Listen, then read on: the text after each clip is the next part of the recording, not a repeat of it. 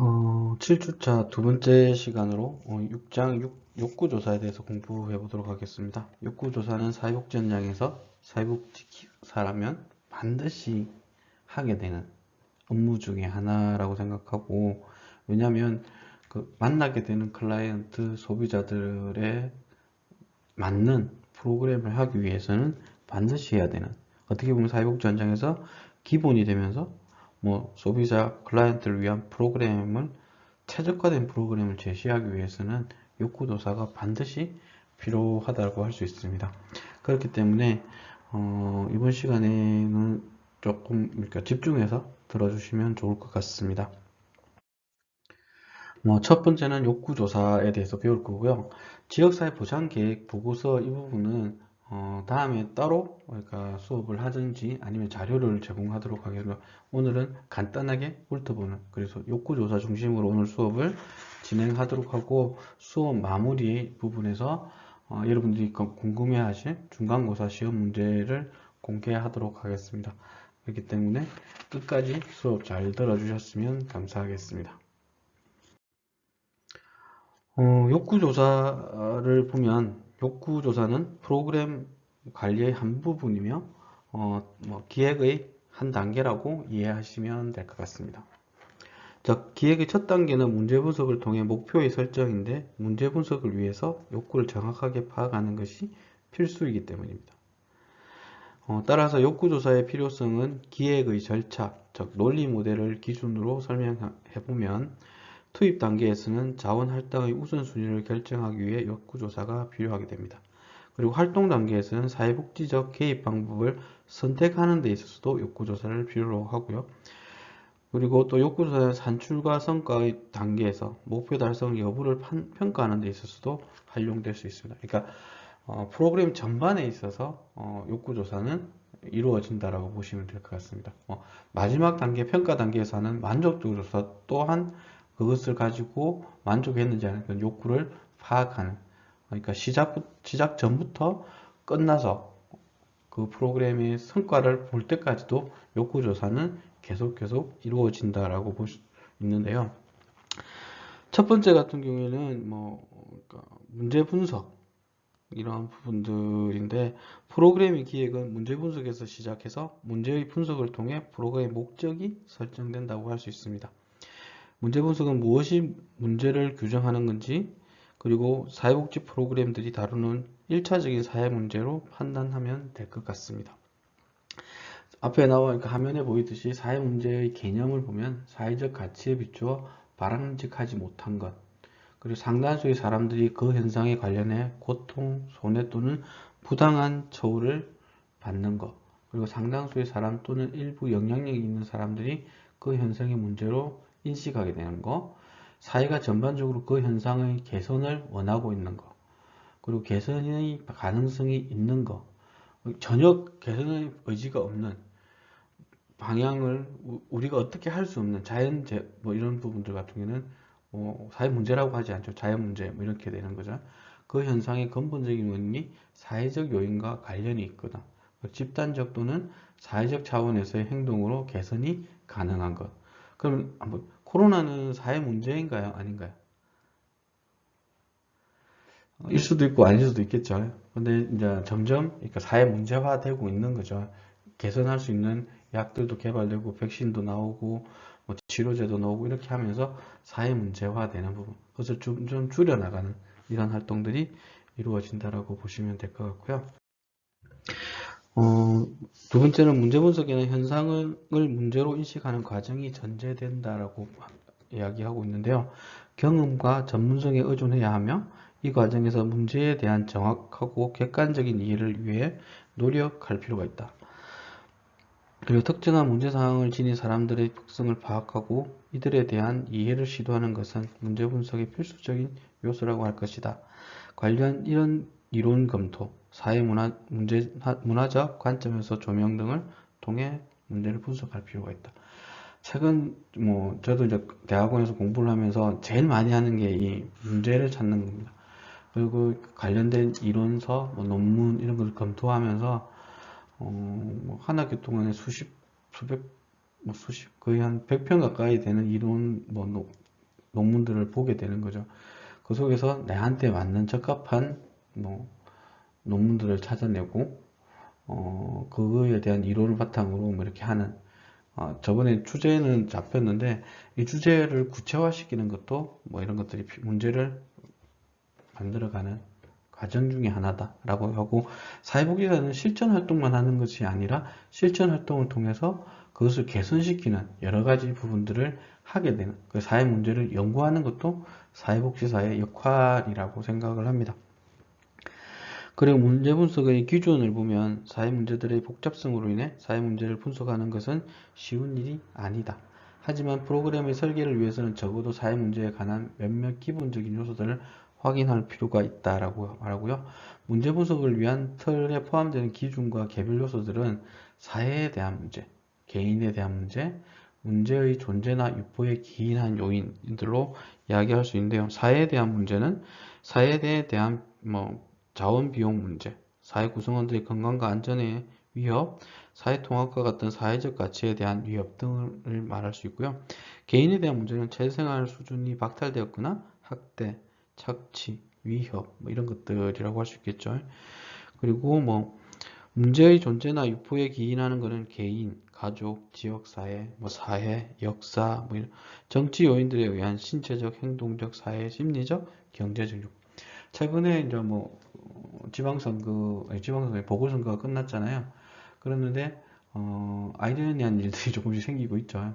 그것을 논평하려고 하는 건 아닌데 집값이 문제되고 이런 부분들을 가지고 그것을 단죄하기 위해서 다른 후보를 뽑았다면 근데 집값이 잡혀야 되는데 집값이 더 올라가는 기현상들이 나타나는 이런 부분들을 보고 있습니다. 그래서 사회복지 현장에서 좀 더 구체적으로 고민하고 여러분들 이제 사회복지를 공부하고 있고 오늘 또 그러니까 이야기 듣다 보니까 그러니까 시험이 다가오니까 조금 힘들어 하시는 분들도 계시나 봐요. 너무 그러니까 시험이 전부는 아니라고 생각하고 저는 저희 직원들을 뽑을 때도 성적 순으로 직원을 뽑지는 않습니다. 왜냐하면 성적이 현장에 와서 일에 전부는 아니더라고요. 그래서 그러니까 어떤 부분의 가치를 가지고 있고 어떻게 하려고 하는지 이런 부분들이 더 중요할 수 있다. 그리고 성적만 높은 친구들은 저는 안 뽑습니다. 성적이 높으면 또 다른 뭔가가 있어야 되겠죠. 그리고 성적이 낮다 하더라도 뽑는 경우들도 있습니다. 그런 부분들이 있기 때문에 성적에 너무 연연하지 않았으면 그러니까 장학금을 꼭 받아야 되는 경제적 상황이나 이런 부분이 아니다면 굳이 그렇게 그게 목맬 필요는 없다라고 생각하고요. 저도 이제 학부 때 성적이 그렇게 좋지는 않습니다. 공부보다는 딴 데 정신이 많이 팔려 있어서 대학원을 간 것도 운이겠죠. 성적이 진짜 안 좋은데 대학원을 의욕적이 갔습니다. 그러고 보니까 좀 더 달라지는 부분들이 있고 그 공부를 계속해야 되겠다는 생각들도 생기고 최근에 이제 박사과정 들어간 것도 한 15년 정도 그러니까 쉬다가 들어가서 거의 정신이 하나도 없는 이런 상황입니다. 여러분들의 심정을 누구보다도 잘 알고 있기 때문에 그러니까 단순하게 외우는 것의 부분은 별로 안 중요하다고 생각하거든요. 저 또한 그렇기 때문에 그것을 얼마나 이해했는지 그걸 풀어낼 수 있는 부분을 고민했으면 좋겠고요. 그리고 제가 드리는 말씀 중에 하나가 저도 이제 대학원을 그 석사 과정을 2번을 다녔어요. 왜냐면 한 번 이렇게 다니다가 일이 너무 바빠서 잠시 쉬겠다고 쉬었는데 결국엔 거기 학교를 졸업하지 못했거든요. 그러니까 여러분들이 올 초에 작년 연말에 가졌던 마음, 그 초심을 잃지 말고 꾸준하게 가는 게 힘들어도 꾸준하게 가는 것이 여러분들이 그 목표로 삼았던 내용을 할 수 있는 부분이지 않을까 생각을 합니다. 그래서 지나고 나면 별 거 없어요. 그렇기 때문에 너무 어려워하지 말았으면 좋겠다라는 말씀 드리면서 함께 계속 공부해 나가는 부분이었으면 좋겠고 지금 이제 제가 쪽지를 매번 보내드리잖아요. 그래서 그 쪽지 속에서 답장도 주시는 분도 계시고 한데 그냥 일상적인 이야기, 힘든 게 있으면 그때그때 보내주세요. 보내주시면 저도 이제 그거에 대한 이야기들을 나누고자 할 수 있는 거고, 그러니까 여러분들이 필요하다면 뭐 저녁 시간대 미팅할 수 있는 공간, 뭐 온라인으로 이런 부분들도 만들어 볼 생각이 있습니다. 그래서 요거가 필요하시면 뭐 저녁 시간 뭐 제가 이제 조금 여유 있는 게 이제 9시 반에 퇴근을 하니까 10시부터는 시간이 조금 여유가 있습니다. 그래서 12시까지는 같이 이야기할 수 있는 시간들, 뭐 그렇게 가능하신 분들은 함께 하시면서 뭐 이런저런 어떻게 보면 저보다 더 잘하시는 분야도 있을 거고, 그러면서 같이 논의하면서 함께 성장하는 과정들을 걸어갔으면 좋겠습니다. 욕구 조사 이야기하다가 조금 딴 데로 샜는데요. 원래 이렇게 현장에서 수업을 학교에서 바로 대면 수업을 하면 이런 이야기들을 좀 많이 하게 되죠. 어떻게 보면 이게 더 살아있는 이야기일 수 있는데, 일방적으로 제가 계속 이렇게 동영상으로만 이야기하다 보니까 좀 답답한 부분도 있고 해서 그런 부분이 있습니다. 그래서 필요로 하시다면, 그러니까 그런 해서 요청을 해주시면 제가 정기적으로 뭐 한 달에 한 번, 아니면 일주일에 한 번이라도, 뭐 일주일에 한 번 너무 많죠. 뭐 한 달에 한두 번 정도라도 여러분들하고 만나서가 아니죠. 온라인으로서 소통할 수 있는 공간, 뭐 지금 팀즈를 활용해도 되고요. 줌을 활용해도 되고, 뭐 여러 가지가 많이 있으니까 그 부분을 활용해서 이야기할 수 있는 공간을 만들었으면 좋겠습니다. 그 바람이죠, 제 같은 경우는. 왜냐면 여러분들이 얼마나 이해했는지도 답답한 거 잘 모르고, 뭐 그러니까 책만 보고 있어도 그러니까 그 부분이 좀 답답한 부분이 있으니까 그때그때 해결하는 게 제일 좋은데 그게 안 되니까 가진 한계점인 것 같습니다. 그리고 문제 분석의 내용을 보면 욕구조사에서 그러니까 크게 7가지 정도가 있습니다. 그걸 보면 뭐 사람들이나 그들의 환경에서 바람직하지 않은 것으로 간주되는 상황이나 조건들이 무엇이 있는지, 이거에는 빈곤, 실업, 노인차별, 아동학대, 사회적 소외 등 여러 가지들을 확인해야 됩니다. 그리고 두 번째는 누가 그 문제로부터 고통을 받고 있는지를 확인해야 되는데, 위험에 처한 집단을 구체화하는 것, 그러니까 표적 집단이라고 이야기하는, 어떻게 보면 이 문제를 그러니까 최초로 그러니까 하게 됐던, 그러니까 어떻게 보면 관심이 없으면, 이 사회복지사라서 그 대상에 대해서 관심이 없으면 이런 문제들을 찾아낼 수가 없습니다. 이런 부분들도 있는 거고, 세 번째는 누가 그 문제들로부터 이득을 얻고 있는지. 가장 큰 게 있죠. 그러니까 집이죠. 집을 예를 들면 집으로 이득 보는 사람, 집으로 힘들어하는 사람 있죠. 그래서 주택정책도 복지의 한 영역으로 서서히 확 들어오고 있다라고 보시면 될 것 같아요. 주거복지라고 이야기하면서 오늘 뭐 저는 가보지는 못했는데 김해에 그러니까 거북이 집이라는 뭐 집이 오픈을 했습니다. 그러니까 장애 친구들하고 뭐 이렇게 청년들이 들어가서 생활할 수 있는 공간으로서 만들어지고 있는데요. 이런 부분도 마찬가지로 저렴한 가격에 그 집을 이용할 수 있는 이런 부분이 있습니다. 한번 인터넷으로 검색해 보시면 이런 부분들도 하나의 복지 영역으로 오고 있구나 라는 부분을 말씀드릴 수 있습니다. 구체적으로 뭐 그 부분을 알고 싶다면 제가 자료를 뭐 링크를 걸어든지 이렇게 하겠습니다. 그리고 뭐 이득 분야에서 문제 제기를 위한 노력을 회피하는 입장에서 있는 사람들이나 집단을 확인하고 잠재적인 저항 세력이 누구인지를 찾아내요. 왜냐하면 이 문제를 해결하기 위해서는 그분을 설득하든지 뭐 이런 여러 가지 방법들을 해야 되기 때문에 그렇습니다. 그 네 번째는 누가 그것을 문제로 규정하는지, 누가 그것을 문제라고 규정하지 않는지를 판단해야 됩니다. 문제로 인해 고통을 받는 것으로 여겨지는 사람들이 스스로 그 조건을 문제로서 규정하는 것에 대한 분석이 필요합니다. 그러니까 외부에서 보면 문제인데 당사자는 그걸 못 느낀다면 그것을 느끼게 해주는 것도 필요한 부분이 사회복지사의 역할이지 않을까 생각하고요. 다섯 번째, 무엇이 문제의 이유인가? 사회 문제는 복합적인 원인이 존재하지만 특히 초점을 두어야 하는 문제의 원인이 이 상황들을 무엇인지 결정할 필요가 있다고 하는데요. 원인은 다양할 수 있습니다. 그러니까 개인이 가난한 거에 대한 원인은 여러 가지가 있죠. 예전에는 IMF 이전까지는 개인이 게을러서라는 부분들이 강했다라면 IMF가 이후의 부분 시각에서는 좀 달라졌죠. 어떤 부분이 부각됐나요? 사회적 문제라는 부분이죠. 개인의 빈곤의 문제가.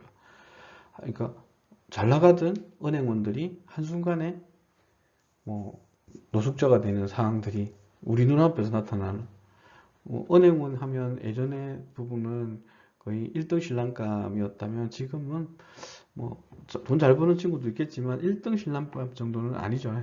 이런 부분들이라고 생각하고요. 신랑감만 이야기하면 안 되죠. 신부감. 그리고 여섯 번째, 어떤 프로그램이 현재 그 문제를 다루고 있는가. 대안들의 상대적인 효과성을 분석하는 데 기여하고 해결 방안들로서의 상대적 강점과 약점. 그러니까 지금 현재 이루어지는 프로그램과 내가 하려고 하는 프로그램의 차이점들을 분석해 내갈 필요가 있는 거죠. 왜? 똑같은 프로그램을 해도 효과성이 달라질 수 있는, 가장 중요한 게 다르잖아요. 누가 운영하느냐. 그만한 자신감이 있어야 되지 않아요? 내가 하니까 달라질 수 있다라는 자신감은 있어야죠. 그 자신감 플러스 객관적인 데이터나 프로그램, 이런 것들이, 역량들이 함께 어우러지면 멋진 프로그램으로 만들어질 수 있다는 거죠. 그리고 마지막으로 사회 변화의 목표는 무엇인가? 사회의 어떤 측면이 얼마나 많이 그 문제를 해결하기 위해 변화되어야 하는지를 표적을 결정하는 거.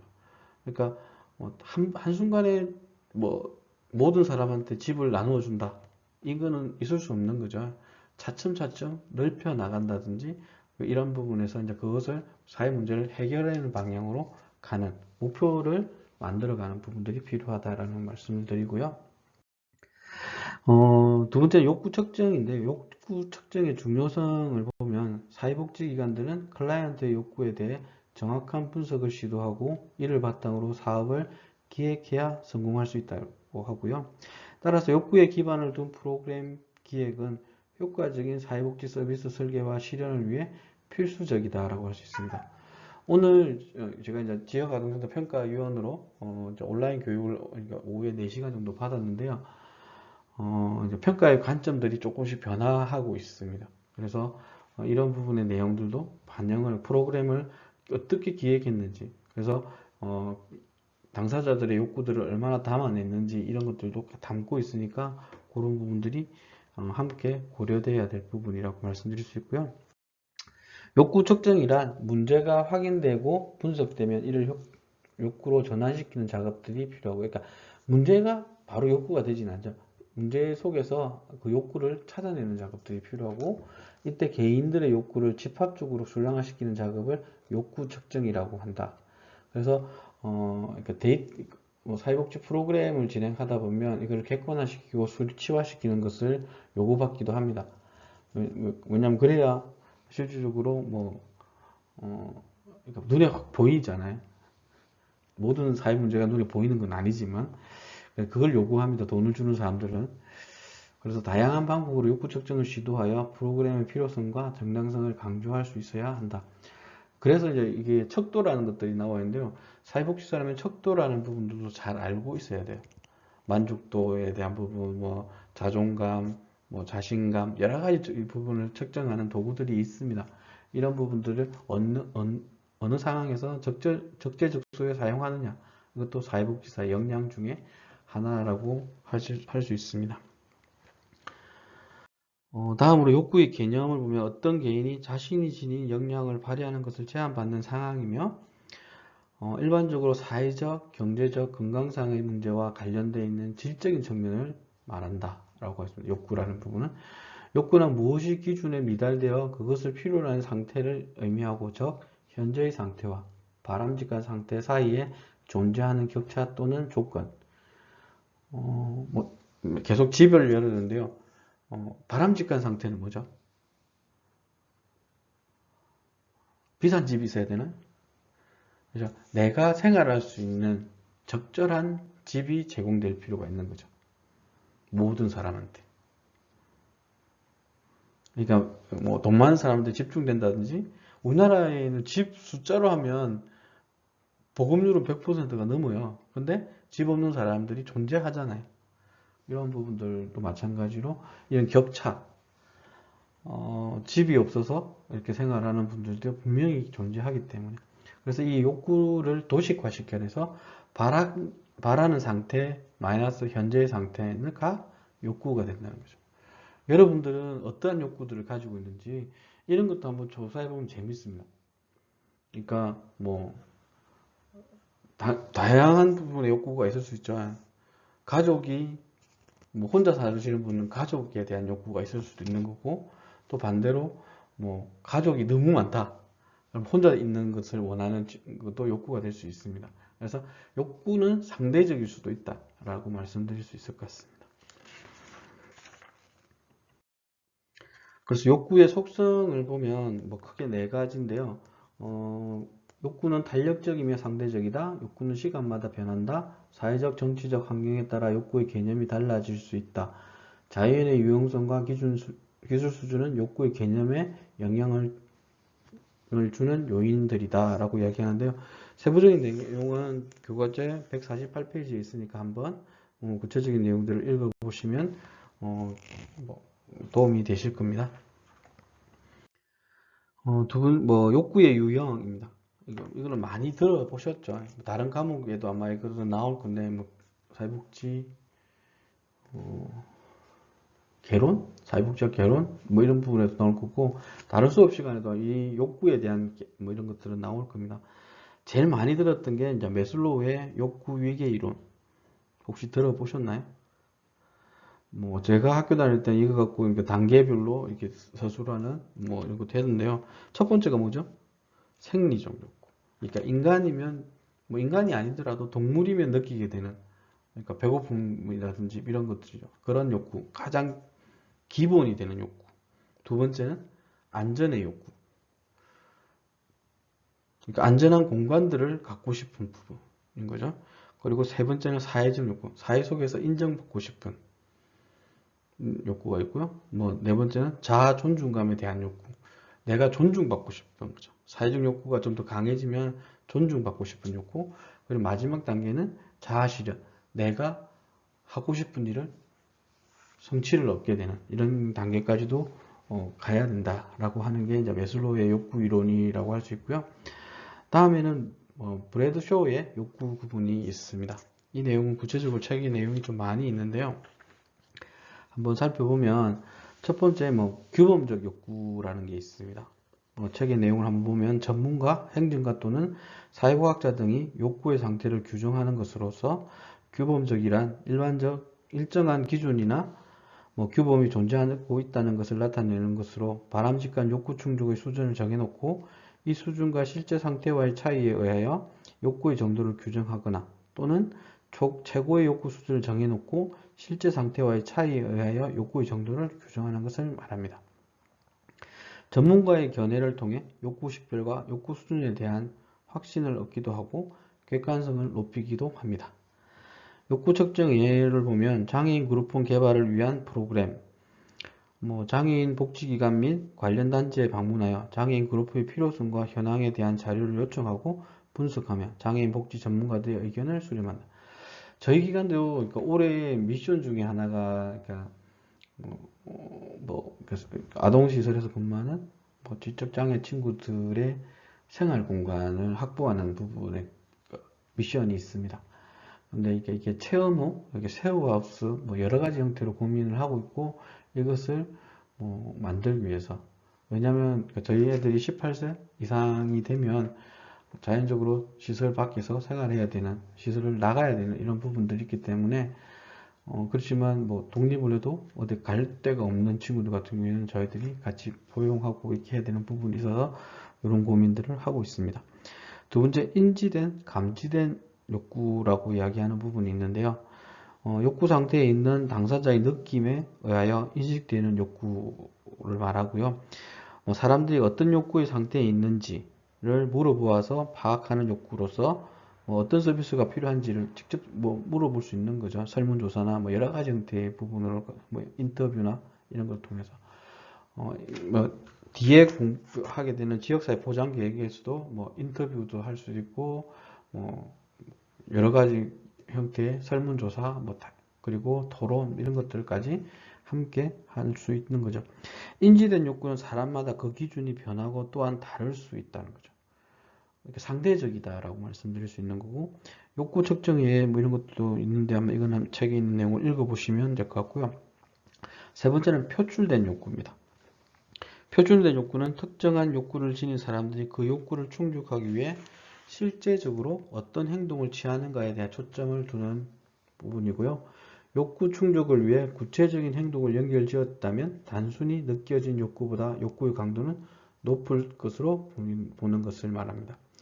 표출된 욕구에 근거하여 프로그램을 기획하면 실제 수요에 근접하여 기획함으로 감지된 욕구에 근거하는 경우보다 사업 실패의 가능성이 적다라고 있는 거죠. 그러니까 표현되어 있기 때문에 그거에 맞춰서 프로그램을 제공하면 실패할 확률이 줄어들 수 있다라는 거고, 그러나 표출된 욕구에 지나치게 의존하는 것은 이미 문제가 심각해져 욕구에 대한 강도가 높을 때에만 반응한다는 한계. 그러니까 욕구를 인식하지 못하는 부분에서는 그것을 해봐야 크게 도움이 현실성이 없다라고 말씀드릴 수 있는 거고, 욕구 측정했는데 똑같이 장애인 그룹폰 개발을 위한 프로그램에서 현재 지역사회 내에서 운영 중인 장애인 그룹폰 프로그램의 데이터를 수집해보고 대기자 명단에 있는 사람들 수를 파악하여 욕구를 충족.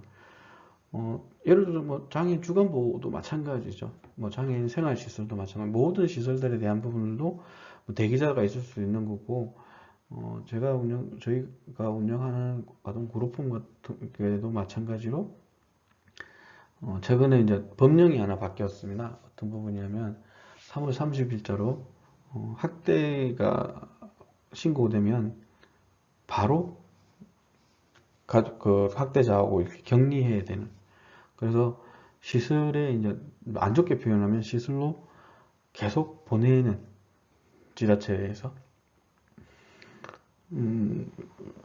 근데 이제 시설에 또 어떻게 보면 하나의 가정이잖아요. 그렇기 때문에 이거하고 이제 시 담당자하고 저희들하고 갈등도, 보이지 않는 갈등도 존재하게 됩니다. 이런 부분들이 있다고 말씀드릴 수 있는 거고, 마지막으로 상대적 욕구라는 것들이 있습니다. 이 욕구는 각기 다른 인구 집단에 존재하는 서비스의 수준 차이를 설명하기 위해 도입된 개념이다. 집단들 간의 상대적 비교를 통해 욕구의 존재를 확인하려는 것으로 어떤 집단이 갖고 있는 서비스의 이용 수준이 다른 비교 집단의 수준보다 못할 경우 그 집단은 해당되는 서비스가 필요하다고 보는 것을 말한다. 상대적 욕구는 비슷한 집단의 사람들이 서비스를 받았을 때 해당 집단에게는 아직 서비스가 전달되지 못했을 때 그 욕구를 파악하는 데 도움을 줄 수 있다. 욕구 측정의 예로 보면 장애인 그룹폰 개발을 위한 프로그램에 지역사회 장애인들을 감안할 때 해당 지역의 장애인 그룹홈이 타 지역에 비해 부족하게 운영되고 있다면 상대적 욕구가 높다고 판단할 수 있다. 이게 이제 장애 쪽만 계속 예를 들었는데, 청소년 쪽을 예를 들어보면 김해 청소년 문화의 집이 한 군데에 있습니다. 원래 법상으로는 동마다 한 개씩 설치해야 된다. 전국에 동마다 설치된 지자체는 한 군도 없습니다.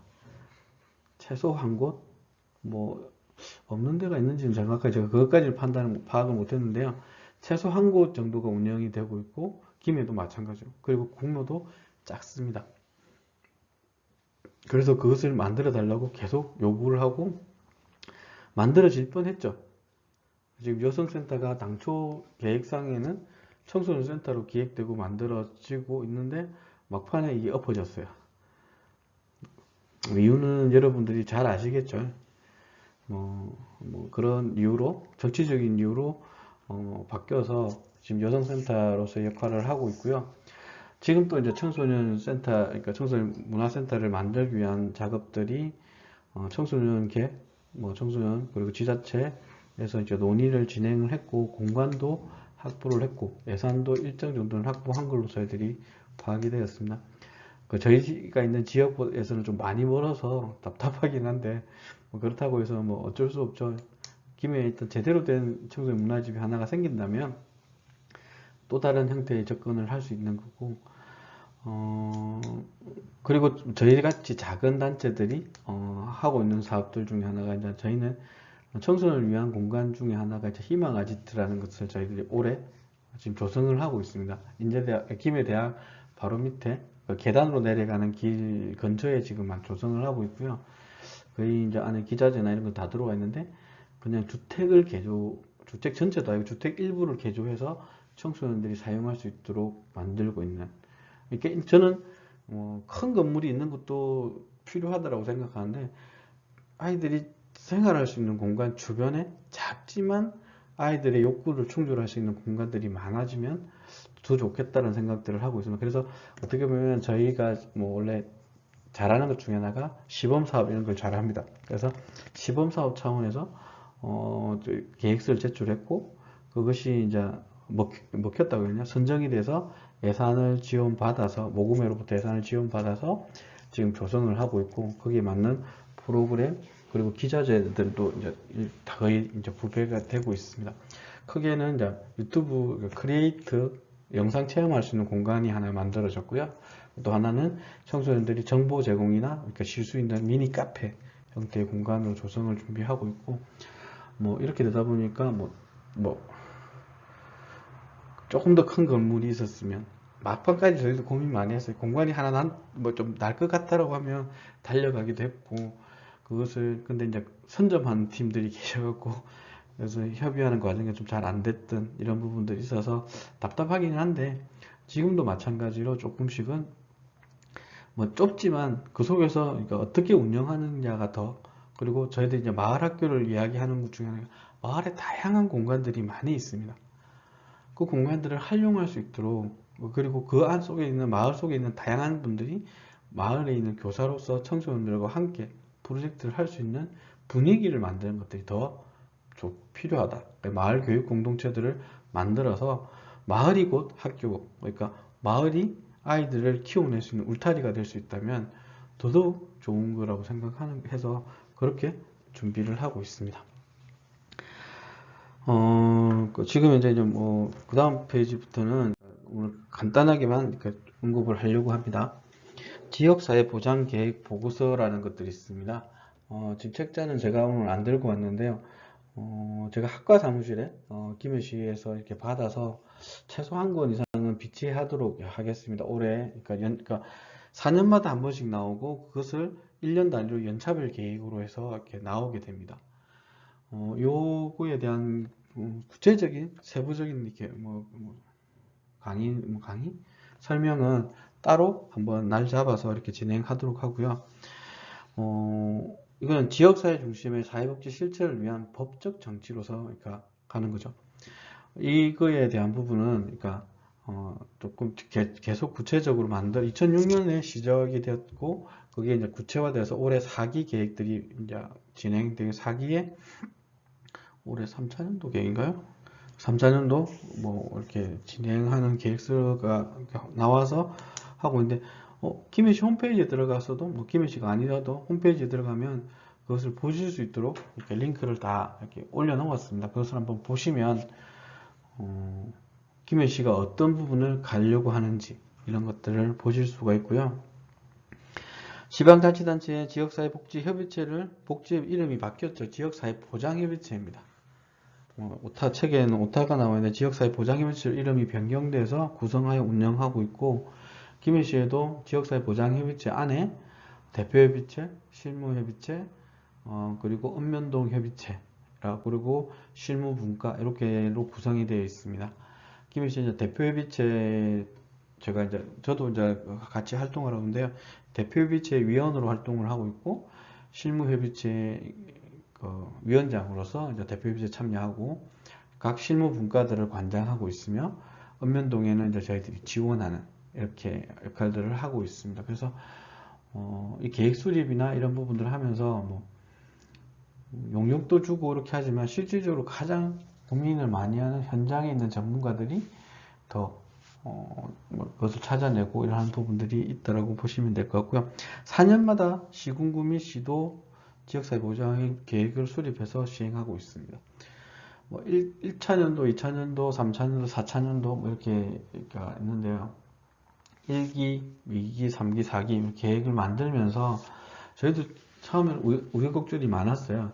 연구 용역을 맡겼는데 이 연구 용역 업체가 여러 개 지자체 거를 같이 만들었나 봐요.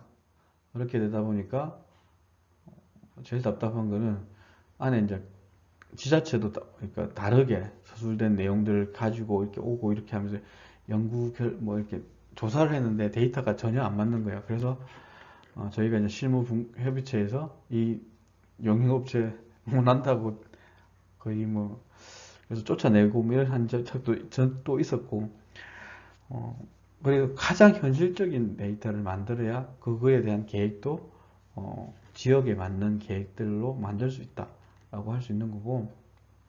그래서 그때 당시에는 저희 분과, 제가 이제 아동청소년 분과장이었는데요. 저희 분과가 1년에 회의를 한 2, 30번 했던 것 같아요. 20분 이상, 30분보다 조금 작게 이렇게 회의를 매월 뭐 한두 번씩 했던 것 같고, 그 회의를 통해서 다양한 형태의 토론회도 하고 뭐 이렇게 TF도 구성되고 뭐 이렇게 하면서 그 안에 뭐 내용들을 만들어 나가는 작업들을 했고, 최근 뭐 지역사회 보장 계획 수립할 때도 마찬가지로 그 속에서 이렇게 뭐 실무 협의체 위원들 같은 경우에는, 그리고 분과 위원들 같은 경우에는 몇 번 검토를 합니다. 그 내용들을. 그래서 우선순위 정하고 이런 작업들을 하고 있습니다. 지역사회 보장 계획은 일정한 지역 단위에서 지역사회 주민들의 욕구를 파악하고 그 욕구를 해결하기 위해 공사가 협력하여, 공사, 민관이죠.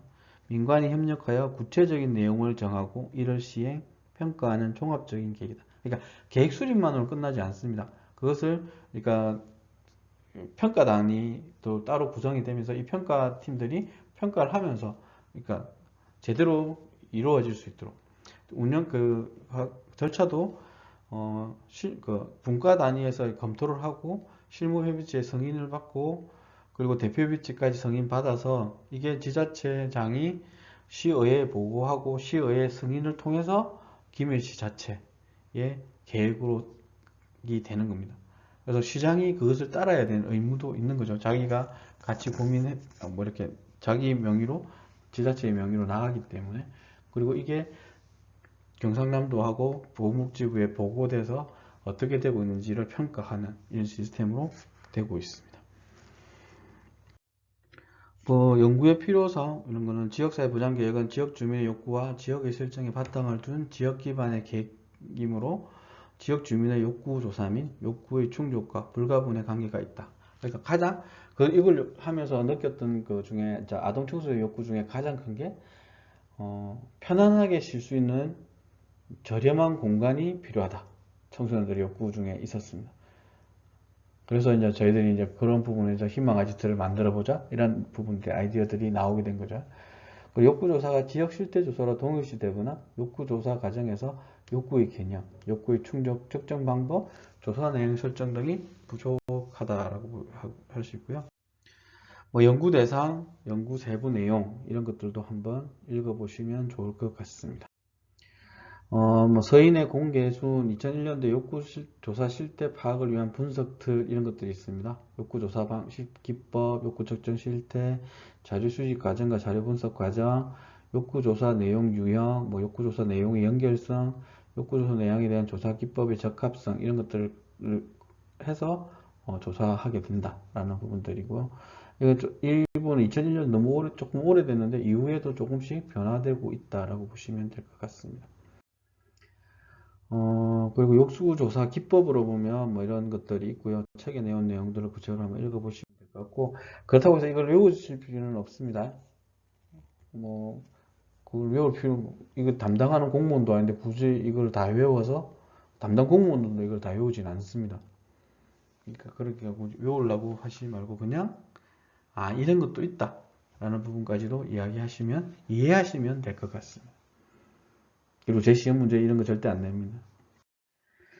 뭐 자료 수집 과정과 자료 분석 과정, 욕구 조사 대상자의 선정 방법, 인구 대비로 하고 있거든요. 인구 대비, 뭐 주거 형태 이런 거 다 하는데 김해시 같은 경우에는 인구가 10대 몇 명, 20대 몇 명, 30대 몇 명, 이걸 비율을 정확하게 나누어서 표본을 조출해서 그분을 조사하게 되고, 그리고 인터뷰할 때도 마찬가지로 전화나 뭐 이렇게 할 때도 김해시 같은 경우 아파트가에서 많이 살까요? 주택에 많이 살까요? 한 3년 전까지만 해도 아파트가 많았죠. 6대4.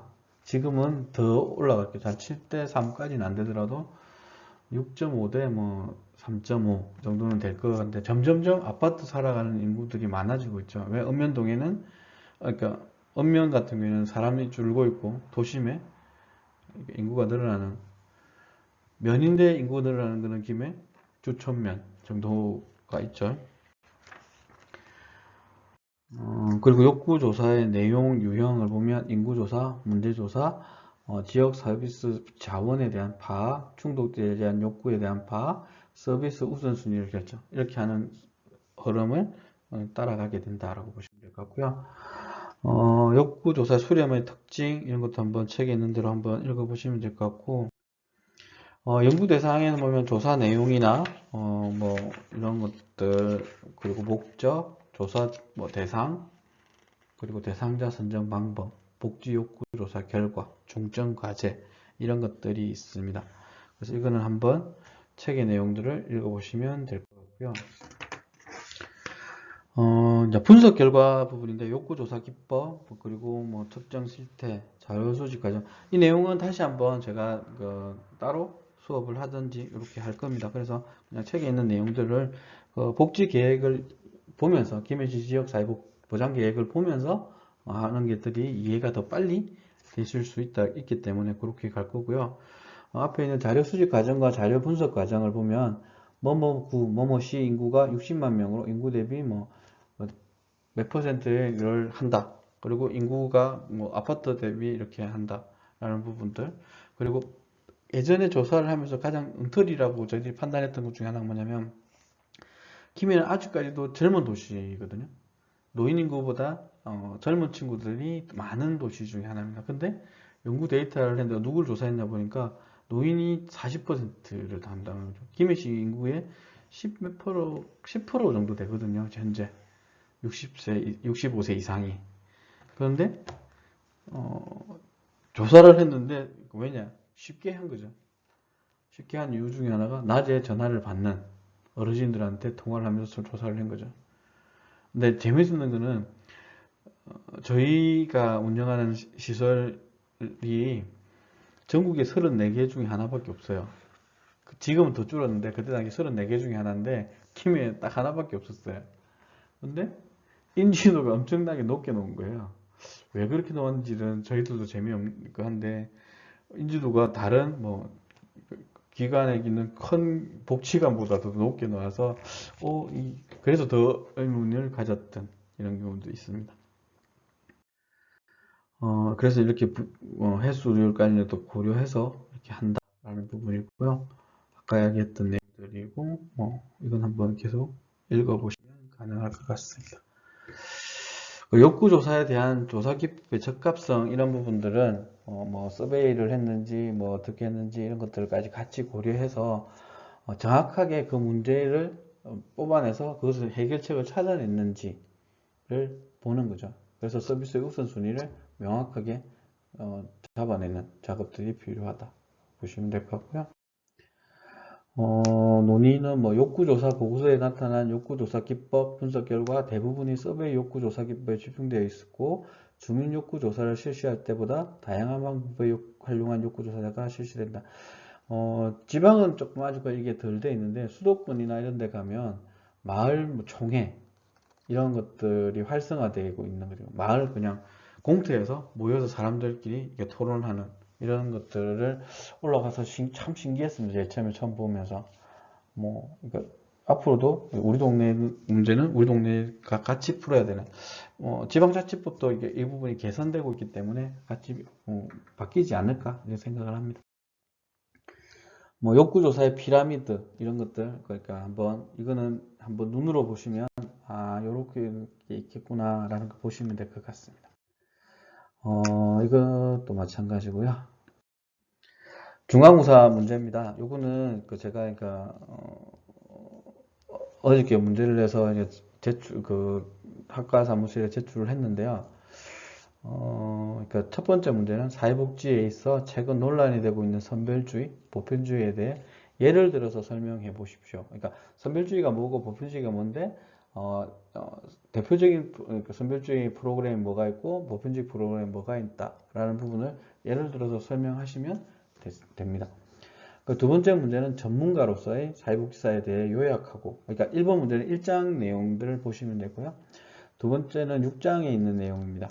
전문가로서의 사회복지사에 대해서 요약을 해보고 교재를 활용해서 그러니까 본인이 사회복지 전문가로 성장하기 위해서 어떤 방안들을 쓰면 좋겠는지 구체적으로 한번 서술해보는, 이거는 그냥 좀 생각을 해볼 필요가 있는 거죠. 책의 내용을 그냥 100% 옮겨 놓는 것이 아니라 그걸 가지고 내가 응용해보는 문제이기 때문에 여러 가지 형태로 접근하실 수 있을 것 같아요. 뭐 계속 공부를 더 할 수도 있는 거고, 아니면 현장에 들어가서 하면서 다시 공부를 하는 이런 방식도 있고 여러 가지 부분이 있을 겁니다. 그렇게 해볼 필요가 있고, 세 번째 문제는 사회복지 전달 체계에 대해 요약하시오 라고 하는데, 지금 과제하고 계시잖아요. 사회복지 전달 체계에 대한 이것을 요약해 보는데, 특히 원칙과 필요성은 반드시 포함해서 요약 정리를 해 주시면 되겠습니다. 이거는 4장에 있는 내용입니다.